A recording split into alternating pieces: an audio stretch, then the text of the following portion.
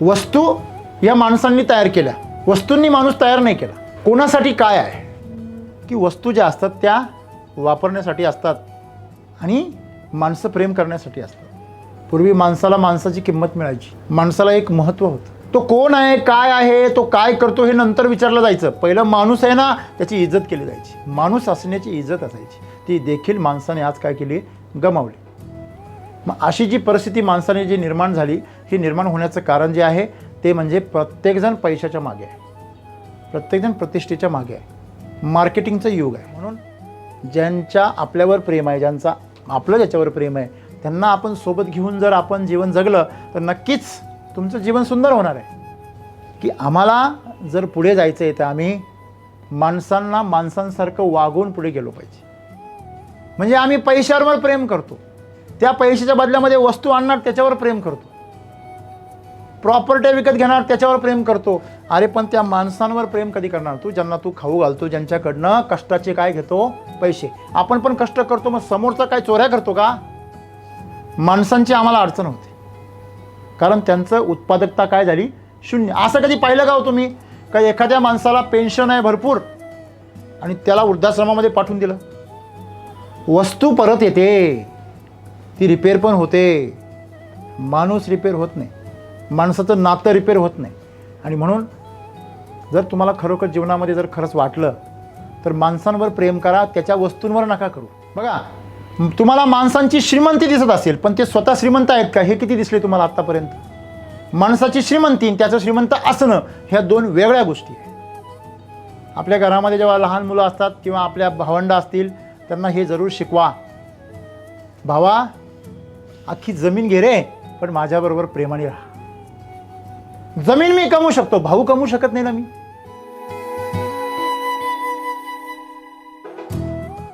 मित्रो, ज्यावेळेस मराठी शाळेमध्ये आम्ही शिकत होतो तेव्हा पहिल्यांदा जेव्हा आम्हाला 5वी 6वी 7वीला भौतिकशास्त्र असं एक पुस्तक मिळालं तेव्हा पहिल्यांदा भौतिक हा विशेष हा शब्द आमच्या समोर आला. भौतिक म्हणजे काय किंवा भौतिक जग म्हणजे काय याचा पहिल्यांदा अनुभव त्यावेळेस आला.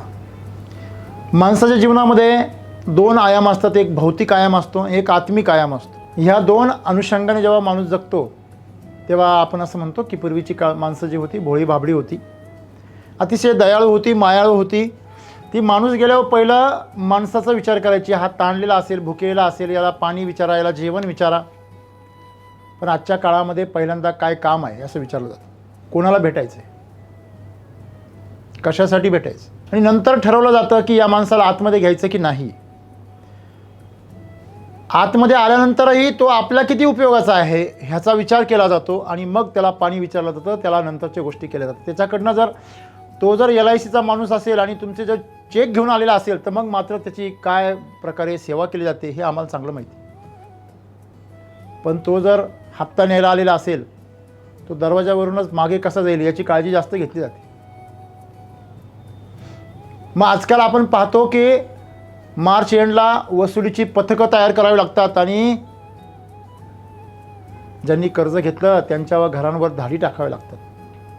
मित्रांनो, माणसाचं जीवन स्वतः माणसाने कशा प्रकारे विकृत करून ठेवलं आहे ह्याच्यापेक्षा वेगळं उदाहरण असायला नको. वस्तू या माणसांनी तयार केल्या, आत्ताच मयूर म्हटला, वस्तूंनी माणूस तयार नाही केला.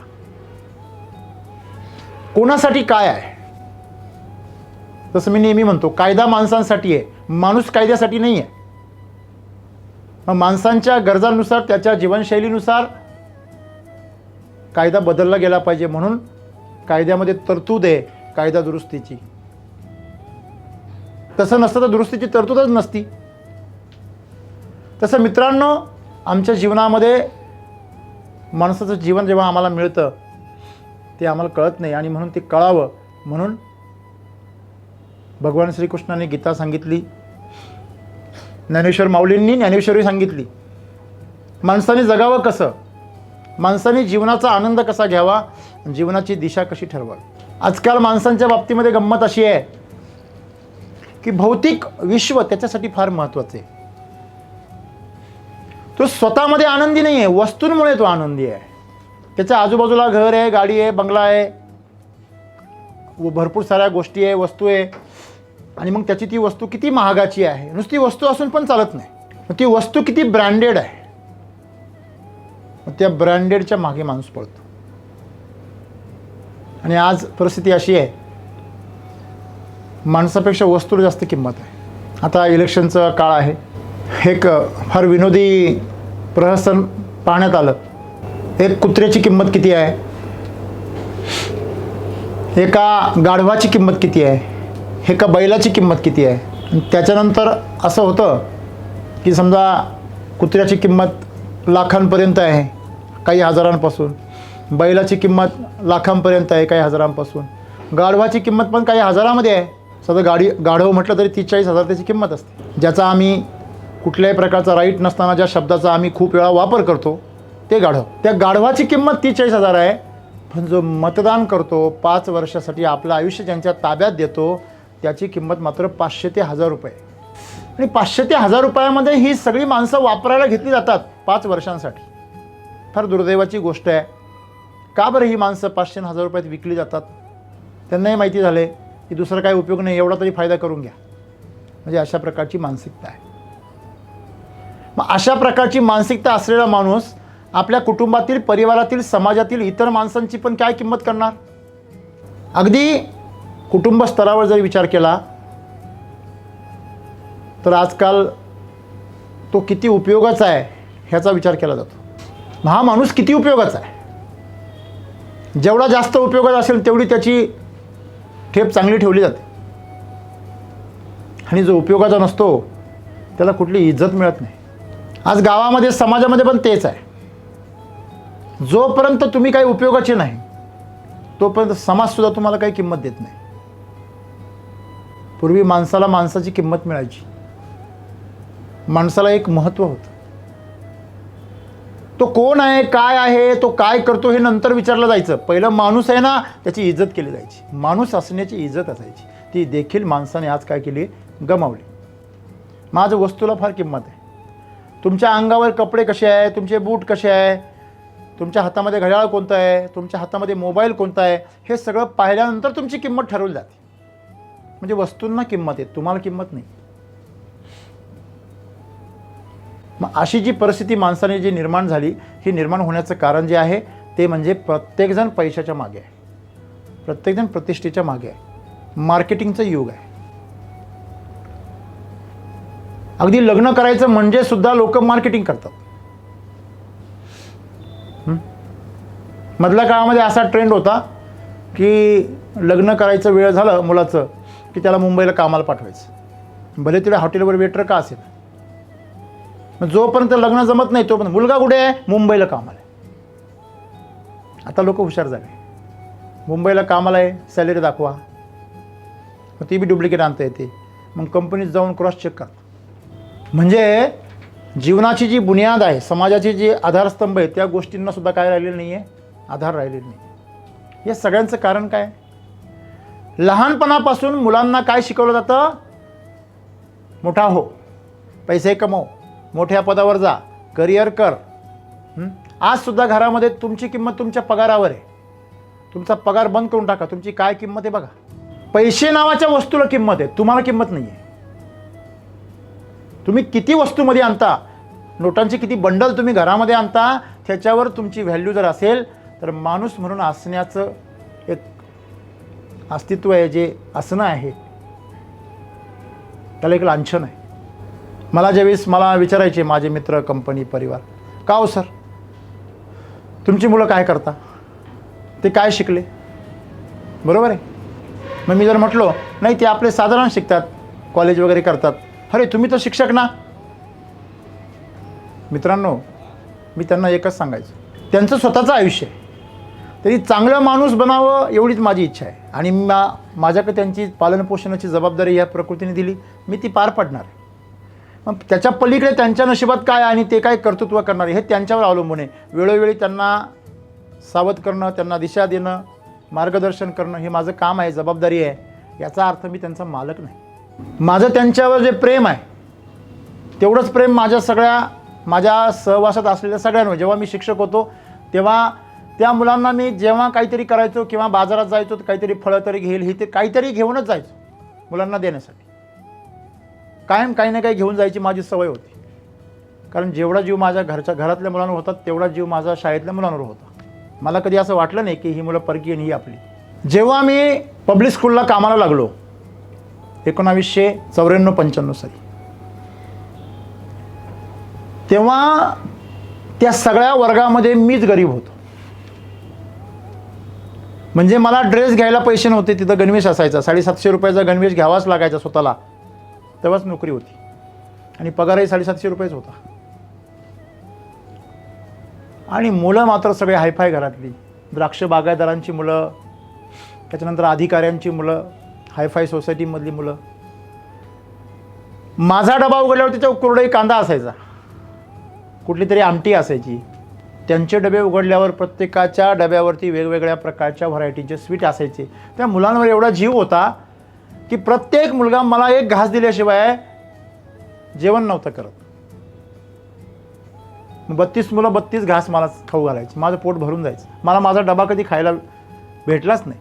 सांगण्याचं तात्पर्य, जेव्हा मी ती शाळा सोडली तेव्हा त्या चिमुकल्या दुसरीच्या मुलांनी मला पत्र लिहिली.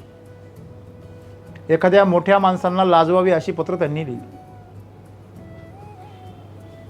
आणि ती पत्र माझी कमाई आहे. मला नंतर असं समजलं, तिथून फोन आला की सर तुम्ही गेल्यानंतर 5 मुलं शाळेमध्येच यायला तयार नाही, आम्हाला मुखेकर सरच पाहिजे. एका शाळेवर तर जेव्हा वाढदिवस साजरा केला मुलांनी,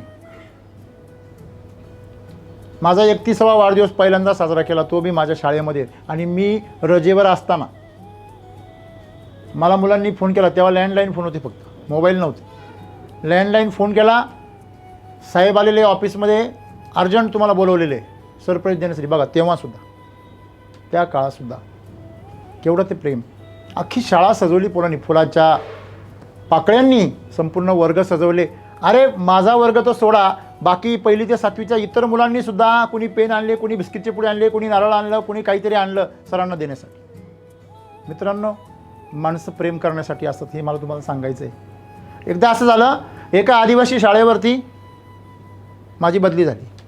डोंगरावरती शाळा होती आणि ज्या शाळेवर मला जायचं असायचं त्याच्या अगोदर एक शाळा होती. तिथून पुढे रस्ता नव्हता, नालीतून पायी जावं लागायचं, 4 व्हीलर जात नव्हती आमच्या शाळेवर.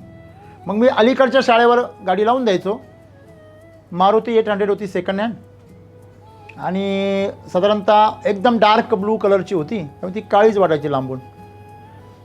मी शाळेवर निघून जायचो. एक दिवस असं घडलं, मी शाळेवरून आलो आणि माझ्या गाडीचा बोनट हा पूर्णपणे चिरखुड्यांनी भरलेला होता. त्याच्यावर तिथल्या 1ली, 2रीच्या, 3रीच्या पोरांनी वेगवेगळ्या प्रकारचे आकार दगडांनी कोरून काढले होते. पूर्ण बोनट त्याच्यावर बसून. मला क्षणभर राग आला, परंतु नंतर विचार केला, अरे ही गाडी पण कोणामुळे? यांच्यामुळे तर आहे, बरोबर आहे. त्याच्यानंतर मी ते डेंटिंग पेंटिंग पण नाही केलं. मी कितीतरी दिवस ती गाडी तशीच मिळवत होतो. मला उलट अभिमान वाटायचा. कोणी विचारलं तर मी सांगायचो आमच्या मुलांची चित्रकला आहे. मित्रांनो, सांगायचं तात्पर्य असं आहे की वस्तू ज्या असतात त्या वापरण्यासाठी असतात आणि माणसं प्रेम करण्यासाठी असतात.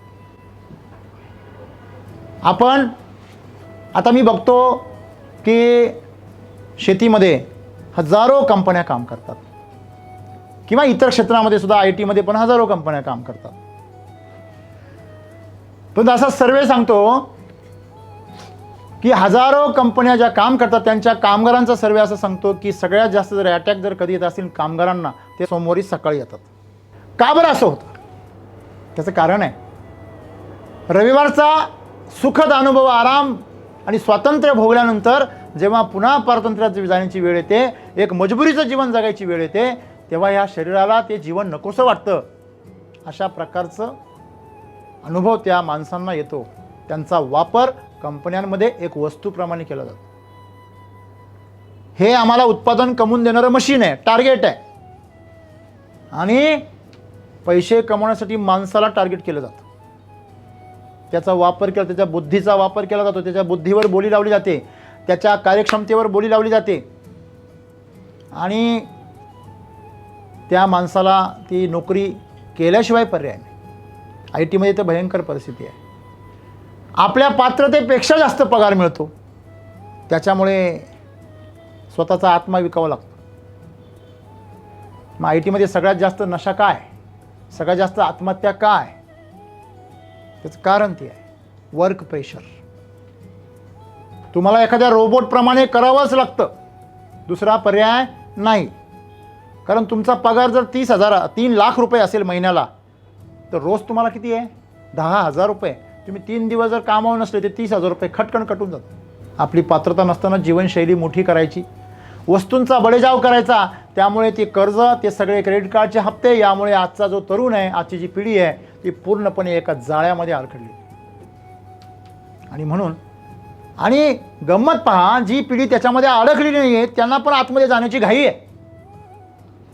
जी माणसं सामान्य जीवन जगतात ना, सामान्य वस्तूंच्या सहवासामध्ये, मी कधी कधी विचार करतो, तर मी एवढा आता श्रीमंत झालेलो आहे, मी कसं जगायला पाहिजे. परंतु तसं जगण्यामध्ये आनंद आहे का, तसं जगण्यामध्ये प्रेमाचा सहवास आहे का. जर मला तसं जीवन जगायचं असेल तर मला किमान 5-50-100 जणांना तरी माझ्या एवढं श्रीमंत करावं लागेल, तेव्हाच मी तसं जीवन जगू शकतो. हे माझ्या पूर्वीच लक्षात आलेलं आहे. आणि म्हणून ज्यांच्या आपल्यावर प्रेम आहे, ज्यांचा आपलं ज्याच्यावर प्रेम आहे, त्यांना आपण सोबत घेऊन जर आपण जीवन जगलं तर नक्कीच तुमचं जीवन सुंदर होणार आहे. हे एवढं सोपं आहे का, अजिबात नाही. समजा आपण त्या विचाराने पुढे आलो तर आपल्या परिवारातले माणसांचे विचार तेवढे प्रगल्भ असतील असं नाही. सुरुवातीला समजा आमच्या कुटुंबातल्या माणसांना काय वाटायचं की हे काय एवढ्या लोकांसाठी उदार आहे, हे सगळ्यांसाठीच का वाटत राहतात सारखे, काय कारण आहे बुवा, हे एवढे यांचे हात मोकळे कसे, लोक गैरफायदा घेता, फायदा घेऊन फसून जाता यांना. बरोबर आहे. अरे फसून 2-4 गेले असतील ना, पण जे कृतज्ञ भाव ठेवून जे राहिलेले आहेत ते तर त्याच्या कितीतरी पटीने जास्त आहे ना. हां, म्हणजे जीवनामध्ये आम्ही ही गोष्ट लक्षात ठेवली पाहिजे की आम्हाला जर पुढे जायचं आहे तर आम्ही माणसांना माणसांसारखं वागून पुढे गेलो पाहिजे. मग आज आम्ही शेतीमध्ये पाहिलं तर शेतकरी काय म्हणतो की माझ्या मालाचे पैसे झाले पाहिजे. अरे पण तुझा माल खाणारा मरू राहिला तिकडे. म्हणजे आम्ही पैशावर प्रेम करतो, त्या पैशाच्या बदल्यामध्ये वस्तू आणणार त्याच्यावर प्रेम करतो, प्रॉपर्टी विकत घेणार त्याच्यावर प्रेम करतो. अरे पण त्या माणसांवर प्रेम कधी करणार तू, ज्यांना तू खाऊ घालतो, ज्यांच्याकडनं कष्टाचे काय घेतो पैसे. आपण पण कष्ट करतो, मग समोरचा काय चोऱ्या करतो का.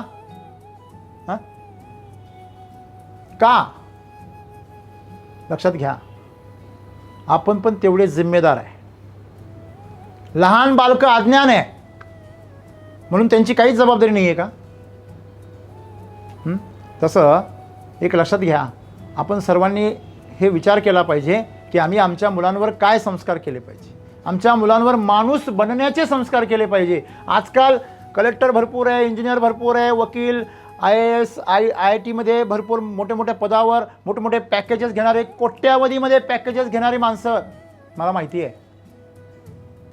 पण मित्रांनो, माणूस नाही आहे, माणूस हरवून गेलेला आहे. आज तुमच्याकडची वस्तू जर कोणी जर नुकसान केलं तर माणसाला प्रचंड काय येतो, राग येतो. प्रसंगी लोक मैत्रीचा पण विचार करत नाही आणि नात्याचा पण विचार करत नाही. जमीन जायदाद हे एक वस्तूच आहे. जेव्हापासून कायदा आला की मुलीचा पण हक्क आहे, तेव्हापासून बहीण भावाच्या नात्यामध्ये काय झालं, दरार निर्माण झाली, असंतोष निर्माण झाला,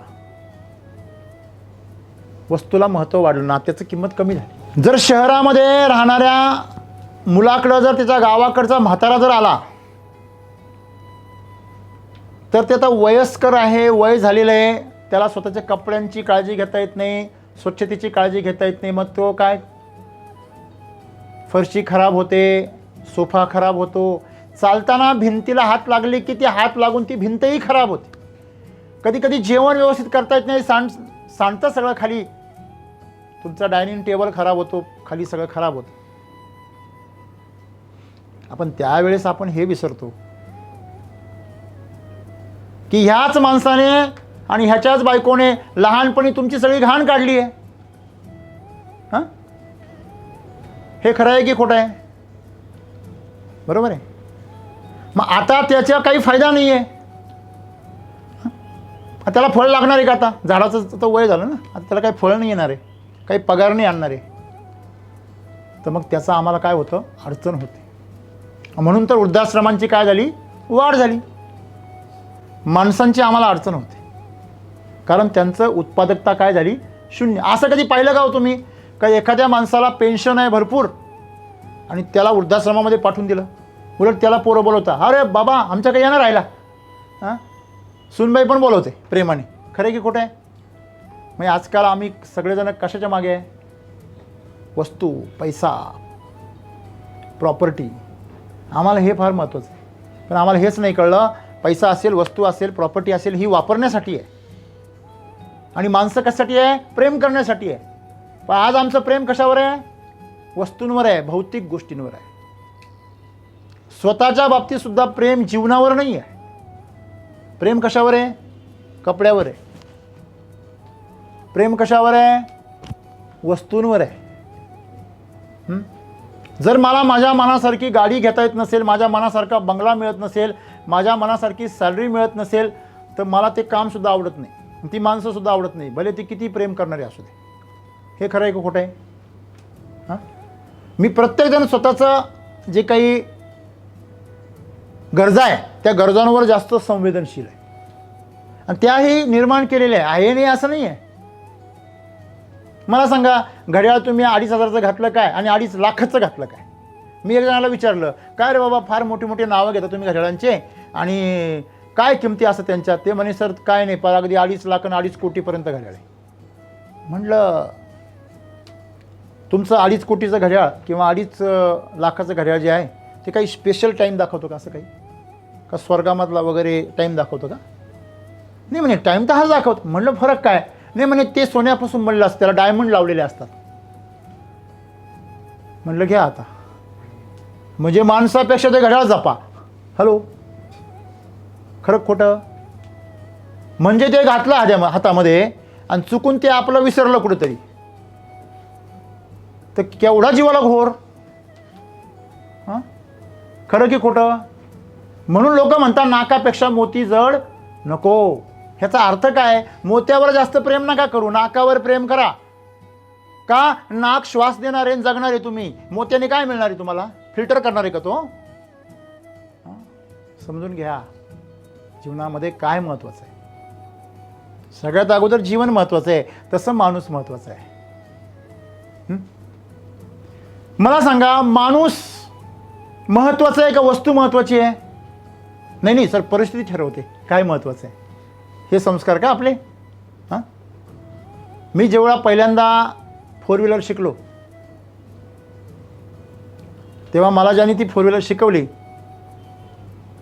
त्यांचा स्वतःचा जीपचा व्यवसाय होता. माझे नातेवाईकच होते. त्यांना मी पहिल्यांदा गाडी चालवायला घेऊन गेलो. चला म्हटलं, गाडी मला येत नाही, तुम्ही चालवा आणि घरापर्यंत आणा आमच्या. तर ते आले माझ्याबरोबर.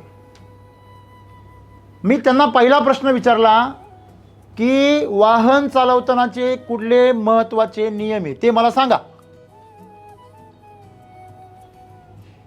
त्यांनी मला फार महत्त्वाचा नियम सांगितला, जो मी आयुष्यभर लक्षात ठेवला.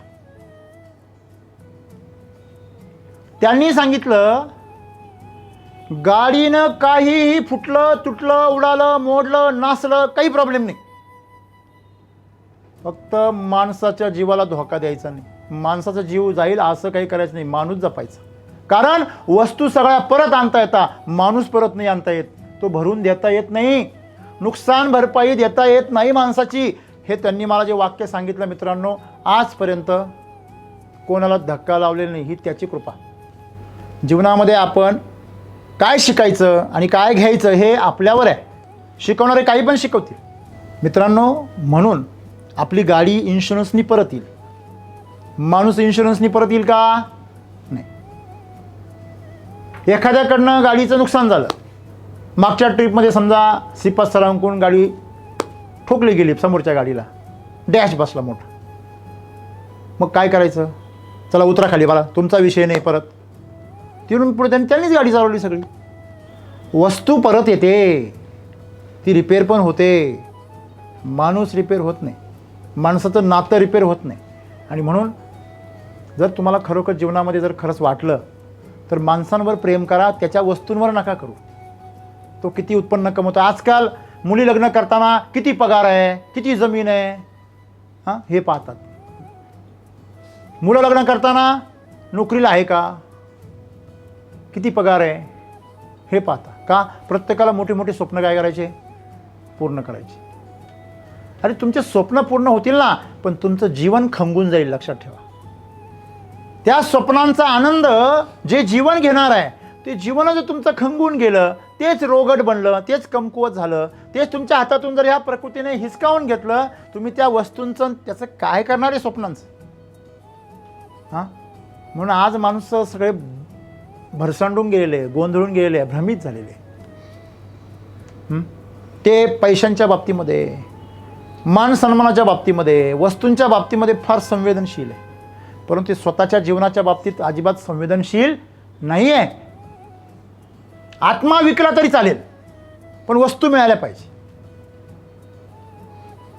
मित्रांनो, मी पण कधी काळी वस्तूंवर प्रेम केलं असेल, मला पण आवड असेल, परंतु एवढं तर मला कधी आठवत नाही की मी माणसांपेक्षाही वस्तू महत्त्वाची कधी ठरवली असेल. असं कधीच नाही झालं माझ्या आयुष्यात, तर नाही झालं. याचा मला आनंद आहे. आता तर विषयच नाही. आता वस्तूला माझ्या दृष्टीने काही किंमतच नाही आहे, बरोबर आहे. त्यामुळे तिच्यावर प्रेम करायचं काही संबंध नाही. परंतु काळजी मात्र मी वस्तूंची पण घेतो, खूप घेतो. का? कारण तिच्यामध्ये मी परमेश्वराचा अंश आहे असं समजतो. ह्या संपूर्ण चराचरामध्ये, सृष्टीमध्ये परमात्म्याचा अंश आहे, म्हणून मी तिची पण काळजी घेतो. पण प्रेम मात्र मी माणसावर जेवढं करतो तेवढं तर नाही करू शकत. जेव्हा मला दोघांपैकी एक निवडायचं, तर मी माणूसच निवडेल. म्हणजे आजच्या काळामध्ये पैसा निवडायचा की माझी माणसं निवडायची, मी माणसंच निवडेल. मग हे जे आहे माझ्या बाबतीमध्ये जीवन जे आहे, ते जीवन मी प्रसार करण्याचा प्रयत्न करतो. की अरे मित्रांनो, तुम्ही ते हनुमानाची ती गोष्ट आठवा ना, जी मी नेहमी सांगतो. सीता मैयाकडून मिळालेला हार जो आहे, चावून चावून फेकून दिला. अनमोल रत्नाचा हार फेकून दिला, चावून चावून एक एक मणी खाऊन फेकून दिला. सांगितलं ह्याच्यामध्ये माझे राम सीता नाही आहे. मित्रांनो, हे फार मोठं प्रतीक आहे. तुमचं प्रेम कुठे आहे? तुमचं भौतिक पदार्थांवर प्रेम आहे का तुमचं अलौकिक गोष्टींवर प्रेम आहे? मग एकदा तुम्हाला हे जीवनामध्ये कळलं ना, तर तुम्हाला समाधानी जीवन जगण्याचा मार्ग सापडेल, आनंदी जीवन जगण्याचा मार्ग सापडेल. लोक वस्तूंवर प्रेम करता आणि माणसं जपायला पाहता, हे कधीच शक्य नाही. नंतर पश्चाताप करता. आजकाल आम्ही प्रेम जे आहे ते किमतीवर करतो. किती व्हॅल्यू त्याला देतो, त्याची मार्केट व्हॅल्यू किती आहे, त्याच्यावर तेवढं प्रेम आहे. मग ते पगार का असेल. म्हणजे तुम्ही श्रीमंत जर झालात तर तुम्हाला खूप सारे मित्र मिळतात, खूप साऱ्या मैत्रिणी मिळतात, खूप सारे तुम्हाला नातेवाईक तयार होतात, खूप सारे तुमचे वेल विशर्स तयार होतात. आता तुमच्याकडं वेल्थ आलेली आहे, तुमच्याकडं सगळं आहे, तर तुम्हाला वेल विशरची काय गरज नसते, पण तेव्हा भरपूर तयार होतात. कारण आजकाल माणसं कशावर प्रेम करतात? श्रीमंतीवर प्रेम करतात. श्रीमंती ही एक पण वस्तूच आहे, बरोबर आहे, पण स्वतः श्रीमंत नाही होत. बघा, तुम्हाला माणसांची श्रीमंती दिसत असेल, पण ते स्वतः श्रीमंत आहेत का हे किती दिसले तुम्हाला आत्तापर्यंत? माणसाची श्रीमंती आणि त्याचं श्रीमंत असणं ह्या दोन वेगळ्या गोष्टी आहे. आपण म्हणतो ना, अरे याला पैसा सुटत नाही बरं का. हां, एखाद्याला जर वाढायला ठेवलं ना, वाढायला ते जीव गुंतून वाढवतं. एखाद्याला वाढायला जर ठेवलं ना, ते मोकळे मनाने वाढतं. लक्षामध्ये, मग ते काही पण असेल, ज्ञान असो, अन्नदान असो, धनदान असो, बरोबर आहे. मग अशा प्रकारे जीवनामध्ये आपण एक गोष्ट लक्षात ठेवायची सर्वांनी, की सद्गुरू जसं आम्हाला सांगता, आमची जी जीवन जगण्याची जी समजूत आहे, आम्ही वस्तूंवर प्रेम करतो आणि लोकांचा वापर करतो. मित्रांनो, तुम्ही लोकांचा वापर करून किती पण मोठे व्हा, तुम्ही आतमध्ये दरिद्रीच्या दरिद्री राहाल आणि अतृप्त मराल, हे लक्षात ठेवा. आणि मरतायत लोक, हजारो लोक मरतायत. माणसांचं कल्याण, प्रत्येक कंपनीमध्ये एक वेलफेअर डिपार्टमेंट असतं. हां, ज्यावेळेस HR हे पद निर्माण झालं आणि जेव्हा मला कळलं की कंपनीमध्ये HR एक पद असतं, त्यांना म्हटलं तुम्ही कोण आहे? ते म्हणजे आम्ही ह्युमन रिसोर्सेस. म्हणजे काय? मनुष्यबळ.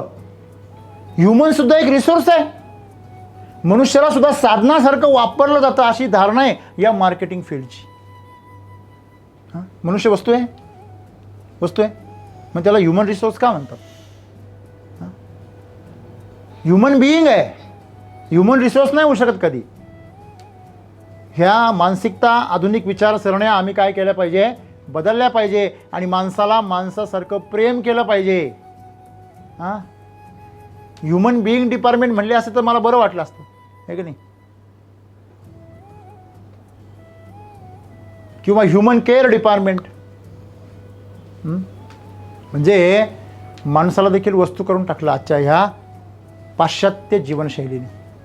आणि म्हणून आज आमच्याकडे सगळं असूनसुद्धा आम्ही काय असंतुष्ट आहे. कुठेतरी काहीतरी हरवलेलं असतं, कायमच आमचं कायम चाराने हरवलेले. आमचे एक मित्र होते शिक्षक, त्याला आम्ही काय म्हणायचो, ते अशी गणगण गणगण करायची. आम्ही त्याला म्हणायचो, का हो सर चाराने सापडले की नाही? हे चाराने काय आहे माहिती आहे का? आमच्या डोक्यात चालू असलेली गणगण आहे. रुपया पुरा होतच नाही. 12ने गोळा होता, चाराने तशीच राहतात काय. ते कुठले पूर्ण व्हायची राहिली? बंदा रुपया होत नाही. हां, मग बंदा रुपया पाहिजे तर 4 चाराने पाहिजे ना. मग 3 आहे, 1 हरवला. म्हणजे अशा प्रकारे आम्ही एक लक्षात ठेवलं पाहिजे, पूर्वीच्या काळी माणसं माणसांवर प्रेम करायची आणि वस्तूंचा वापर करायची. आता मात्र वस्तूंवर प्रेम केलं जातं आणि माणसांचा वापर केला जातो. हे कुठेतरी बदललं पाहिजे आणि ही सुरुवात आपण आपल्यापासून, कमीत कमी तुम्ही तरी स्वतःचा वापर करू नका. हां, लक्षामध्ये. अशा प्रकारे आपण आपल्या जीवनाचा सन्मान केला पाहिजे आणि दुसऱ्यांच्याही अस्तित्वाचा सन्मान केला पाहिजे आणि माणसांना माणसांसारखं वागवलं पाहिजे, माणसांना माणसांसारखं जगवलं पाहिजे, माणसांना माणूस बनवलं पाहिजे. हे लक्षात ठेवा. आपल्या घरामध्ये जेव्हा लहान मुलं असतात किंवा आपल्या भावंडं असतील, त्यांना हे जरूर शिकवा, भावा अख्खी जमीन घे रे, पण माझ्याबरोबर प्रेमाने राहा. जमीन मी कमवू शकतो, भाऊ कमवू शकत नाही ना मी. तो किती पण गुंड असू द्या, काही फरक पडत नाही. त्याच्या हृदयात पाझर फुटल्याशिवाय राहणार नाही. तुमचा कोणीही व्यक्ती असू द्या, तुमच्याकडनं काही पण हिसकावून घेऊ द्या, फक्त त्याला एवढंच सांगा, सगळं घे, फक्त प्रेमाने राहा रे बाबा, आनंदाने राहा. बरोबर आहे? मला तुझ्याकडनं काही नको, फक्त तू आनंदाने राहा आणि प्रेमाने राहा. आणि कधी भेटलास तर माझ्याबरोबर प्रेमाने वाग, आनंदाने हस माझ्याबरोबर. आपलं दोघांचं नातं आहे असं राहू दे, माझ्या बाजूने ते मी जपेल. अशा पद्धतीने जर प्रत्येकजण जगायला लागला, तुम्हाला वाटतं का हे कोर्ट कचेऱ्या पोलीस डिपार्टमेंटला काही काम राहील? पूर्वीच्या काळी पोलीस डिपार्टमेंट होतं का? न्याय व्यवस्था होती का? होती, पण तिचा फार कमी वापर व्हायचा. राजेराजवाड्यांच्या काळामध्ये हे डिपार्टमेंट होतं थोडंफार. आता पोलीस यंत्रणा काय म्हणते, मारामारी करा मग आमच्याकडे या. त्यांनी तुला पण धमकी दिली, आम्ही काहीच करू शकत नाही. हो मला शंका आहे तो चोरी करेल. नाही नाही, चोरी झाली का मग आमच्याकडे या. मित्रांनो असं आहे. त्याच्यामुळे जीवनामध्ये एक लक्षात ठेवा, प्रेम सर्वात सुंदर आहे. सर्वांवर प्रेम करा आणि वस्तूंचा वापर करा. माणसं वापरायची सोडा. हां, यूज अँड थ्रोचा जमाना आहे रे बाबा. या यूज अँड थ्रोच्या जमान्यामध्ये सगळं यूज अँड थ्रो करा, पण माणूस यूज अँड थ्रो करू नका. धन्यवाद.